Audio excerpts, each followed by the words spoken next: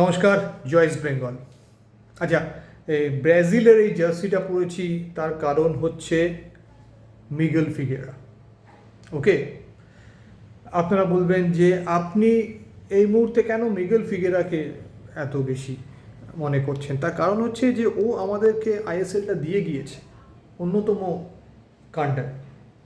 এতদিন পরে এত ভালো একটা প্লেয়ারকে আমাদের টিমে ছিলাম, তার জন্য এটা জাস্ট একটা রেসপেক্ট। আমি জানি ও অন্য কোনো দলে গিয়েছে, সেখানে সে ভালো খেলবে বা খারাপ খেলবে সেটা সময়ের প্রশ্ন, সময়ে উত্তর দেবে, কিন্তু ওর জন্য ভালোবাসা থেকে যাবে। দারুণ খেলোয়াড়, অনেকদিন পরে লাল হলুদ জার্সিতে এরকম একটা খেলোয়াড় দেখেছি, তার জন্য। বাই দ্য ওয়ে, এখন যে খেলোয়াড়টার কথা আলোচনা করব সেই খেলোয়াড়টার নাম ইতিমধ্যেই আপনারা জানেন, নাচো মনসালভে। নাচো মনসালভে ব্রাজিলিয়ান খেলোয়াড় নয়, স্প্যানিশ খেলোয়াড়, 32 বছর বয়স। ইস্টবেঙ্গলে এবছর প্রথম বিদেশি রিক্রুটমেন্ট। ঠিক আছে, অবভিয়াসলি স্পেন থেকে আসছে, স্পেনের তৃতীয় ডিভিশনে ফুটবল খেলে। এর আগে কিন্তু স্পেনের দ্বিতীয় ডিভিশনেও ফুটবল খেলতো। আমি এই নাচোর সম্পর্কে বলবো, তার আগে একটু বসিনি। কিন্তু যে বিষয়টা সেটা হচ্ছে যে আজকে রাত্রিরে আমরা ইস্টবেঙ্গল আড্ডা নিয়ে আসছি। কী অবস্থা ইস্টবেঙ্গলের দল গঠনের, হাবাসের পরিচিত ট্যাকটিক্স নাকি অন্য কিছু, এই হাবাস রাজ যেটা আমরা চালাচ্ছি, সেই হাবাস রাজটা আরেকটি এপিসোড। আমি থাকছি, বিজয়দা থাকছে, হোপফুলি বাকি অনেকেই থাকছে, পূজন, রাজশ্রী, শুভময়, সঞ্জীবদা। তো সবাই তো একসঙ্গে অ্যাকোমোডেট করা সম্ভব নয়, যে যে অ্যাভেলেবেল আশা করি আপনারা পেয়ে যাবেন। কিন্তু এবার যে বিষয়টা নিয়ে আমরা আলোচনা শুরু করছি সেটা হচ্ছে নাচো মনসালভে। এই খেলোয়াড়ের উচ্চতা মোটামুটি ধরুন 6 ফুট 3 ইঞ্চির বেশি হবে। ইন্টারনেটে আমি দেখলাম ওর প্রচুর প্র্যাকটিস ভিডিও পর্যন্ত অ্যাভেলেবেল আছে ইউটিউবে। খুব মন দিয়ে আমি দেখলাম। এর আগে আমি ওর যখন অ্যানাউন্সমেন্টটা অফিসিয়ালি হলো ইস্টবেঙ্গল ক্লাবের পেজ থেকে, তখন আমি একটা শর্ট ভিডিও আপনাদের দিয়ে দিয়েছি, সেটা আপনারা দেখেছেন ইতিমধ্যেই, দেখছি সেখানে অনেকে আপনারা মন্তব্য করেছেন। একটু বিস্তারিত কথা বলতে তাই জন্য এলাম। দেখুন, এই খেলোয়াড়টার ইন্টারেস্টিং বিষয় আমি যেটা দেখলাম, এই খেলোয়াড়টা অ্যাটলেটিকো মাদ্রিদের হয়ে অন্তত নিদেন পক্ষে একটা ম্যাচ খেলেছে। সেই ম্যাচটার ভিডিও অ্যাভেলেবেল আছে এবং সেই ম্যাচটাতে অ্যাটলেটিকো মাদ্রিদের হয়ে তার অভিষেক হচ্ছে, অন্যান্য সহ খেলোয়াড়রা তাকে কনগ্র্যাচুলেট করছে, এই সমস্ত কিছু দৃশ্য রয়েছে। এবং যতদূর ধারণা, সম্ভবত ও অ্যাটলেটিকো মাদ্রিদের হয়ে একটি ম্যাচই খেলে, জাস্ট ওয়ান ম্যাচ। কারণ লা লিগা ওর যে স্ট্যাটিস্টিক্স আমরা দেখছি, সেই পরিসংখ্যান দেখে যেটা আমাদের মনে হচ্ছে যে লা লিগাতে ও মাত্র একটা ম্যাচই খেলেছে, জাস্ট আ সিঙ্গেল ম্যাচ, এবং সেই ম্যাচটা অবভিয়াসলি অ্যাটলেটিকো ডি মাদ্রিদেরই হতে হবে, এবং সেটা 2014-15 মরশুমে, প্রায় 10 বছর আগে। এখন ওর বয়স 32 হলে, তখন 22 বছর বয়স ছিল, চেহারাতেও সেটা বোঝা যাচ্ছে। এখন তো চেহারাটা হয়তো একটু ভারিক্কি হয়েছে, যেটা আমি রিসেন্ট লাস্ট একটা ম্যাচ আমি ওর কিছু তো হাইলাইটস দেখছিলাম। কিন্তু যে অ্যাজিলিটি যেটা আছে, যে স্বতঃস্ফূর্ততা, যে উদ্যম, সেটা কিন্তু আমি দেখলাম শর্ট ভিডিওসগুলোর মধ্যেও। ঈশ্বরের কৃপায় যা দেখছি সেটা ঘটুক, তাহলে কিন্তু ইস্টবেঙ্গল ভালো একজন ডিফেন্ডার পেতে চলেছে। মার্কেট ভ্যালুর দিকে তাকাবেন না, 80 লাখ মার্কেট ভ্যালুর দিকে তাকাবেন না। মনে রাখবেন, ওয়ার্ল্ড কাপে একজন গোলকিপার যে এখন বিশ্ববিখ্যাত হয়ে গেছে, ভজিনা, তার মার্কেট ভ্যালু 40 ল্যাক্স ছিল। তো এইভাবে খেলোয়াড় বিচার করা আমার মনে হয় ঠিক নয়। এই নাচো মনসালভে এই অ্যাটলেটিকো দি মাদ্রিদের ইউথ সিস্টেম, সেখানকার প্রোডাক্ট। সেখান থেকে অ্যাটলেটিকো মাদ্রিদের সিনিয়র টিমে আসে, একটি ম্যাচ খেলে, যেটা আমি বললাম। পরবর্তীকালে ডেপোর্টিভো বিতেও খেলেছে। পরবর্তীকালে স্পেনে খেলতে খেলতে ও চলে যায় হচ্ছে নেদারল্যান্ডের সেকেন্ড ডিভিশন খেলতে। সেখান থেকে বুলগেরিয়া সেকেন্ড ডিভিশন খেলে। সেখান থেকে পোল্যান্ডের সেকেন্ড ডিভিশন বা থার্ড ডিভিশন খেলে, এবং সেখানে থেকে পরবর্তীকালে আবার নিজের দেশে ফিরে আসে।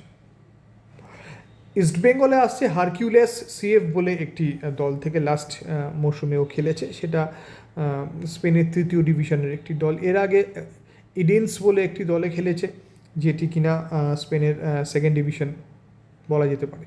স্পেনের থার্ড ডিভিশন, সেকেন্ড ডিভিশন থেকে কিন্তু অনেক ভালো ভালো খেলোয়াড় আইএসএলে এসে আইএসএল মাত করে বেরিয়ে গিয়েছে। এবং মনে রাখবেন, এই রিক্রুটমেন্টের পিছে একজনের মস্তিষ্ক রয়েছে, বা তার সম্মতিতেই এই জিনিসটা হচ্ছে।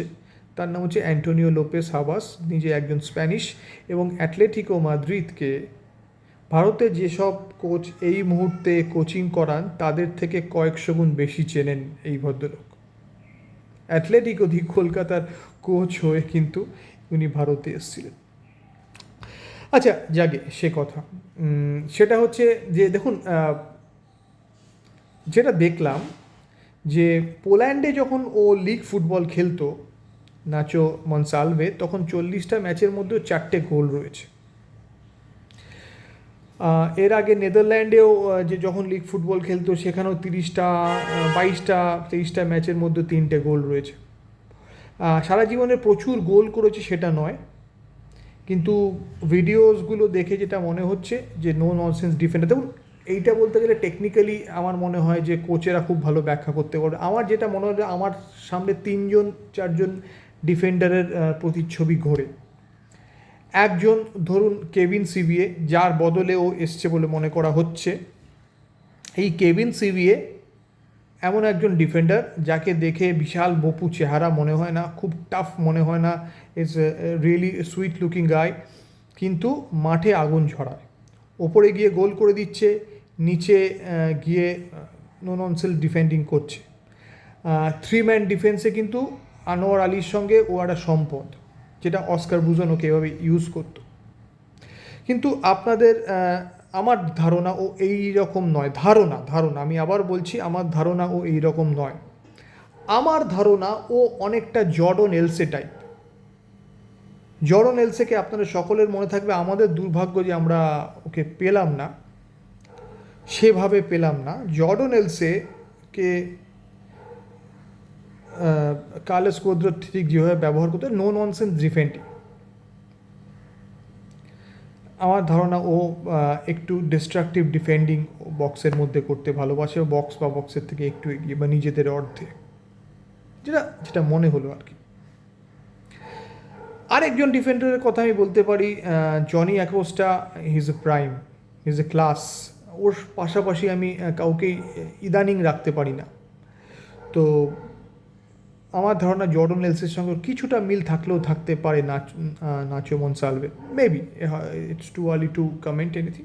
দেখা যাক যেটা কী হয়। দেখুন কি হয়। আমার হাবাস ওর কাজে লাগবে এমন খেলোয়াড়ই আনবে, এটা তো খুবই স্বাভাবিক বিষয়।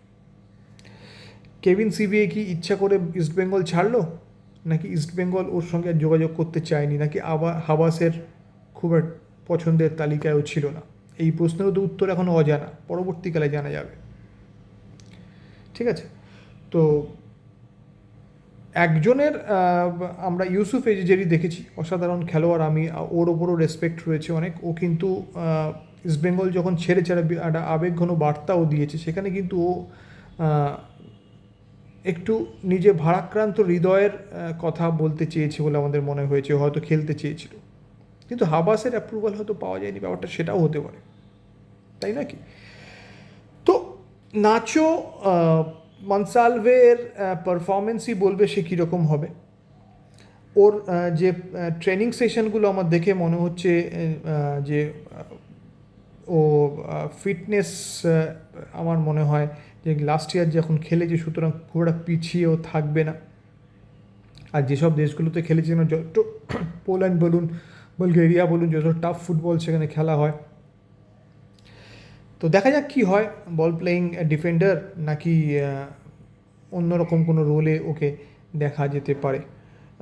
যা দেখলাম ট্রান্সফার মার্কেট থেকে, যেটা মনে হলো যে ও সেন্টার ব্যাক ছাড়া অন্য কোনো পজিশনে খেলেনি। কিন্তু এই শর্ট ভিডিওতে আমি আপনাদের একটা কথা বলেছিলাম, আবার বলছি, আবার রিপিট করছি, সেটা হচ্ছে বহুদিন পর আমি এমন একজন খেলোয়াড়কে দেখছি যার পরিচয়পত্রে লেখা রয়েছে is a both foot footballer. দু পায়ে ফুটবল খেলতে পারে, দুটো পাই তার সচল। এর মানে এই দাঁড়ায়, মাঠে আমরা দেখবো কীরকম খেলবে, কিন্তু তার পরিচয় পর্বে সেটা লেখা রয়েছে। এটা কিন্তু একজন ডিফেন্ডারের পক্ষে একটা অনেক অনেক বড় কিন্তু একটা অ্যাসেট হতে পারে, ঠিক আছে? যখন আমাদের এরকম একজন ডিফেন্ডার থাকবে তখন নিশ্চয়ই আমার মনে হয় যে হাওয়াসের কিছু মাথায় গেম প্ল্যান রয়েছে। ব্যাস এই পর্যন্তই। আরও অনেক কিছু হয়তো আমরা ওর খেলা দেখে ব্যাখ্যা করতে পারবো যতটা আমরা দেখতে পারবো, কিন্তু হাইলাইট পয়েন্ট আমি এটাই বলবো যে বোথ ফুটেড প্লেয়ার, দু পায়ে খেলতে দক্ষ, এবং অ্যাটলেটিকো মাদ্রিদে খেলা 10 বছর আগে হলেও 32 বছর বয়সটা ভারতীয় ফুটবলের পক্ষে কিন্তু বিশাল কিছু নয়। ওর একটা বিস্তৃত লাইফ ফুটবল জীবন পড়ে রয়েছে। ঈশ্বরের কৃপায় আমরা ওর ফুল সার্ভিসটা পাই, এটাই একমাত্র। এক্সাইটিং প্লেয়ার হবে। He is a tall guy, lanky man. So আমার মনে হয় যে সব মিলিয়ে খারাপ হবে না, ভালো হবে। দেখা যাক, বাকিটা সময় উত্তর দেবে। আপাতত এই পর্যন্তই। রাত্রি ইস্ট বেঙ্গল আড্ডায় কিন্তু আরও অনেক বিষয় আলোচনা হবে। জয় ইস্ট বেঙ্গল, ভালো থাকবেন।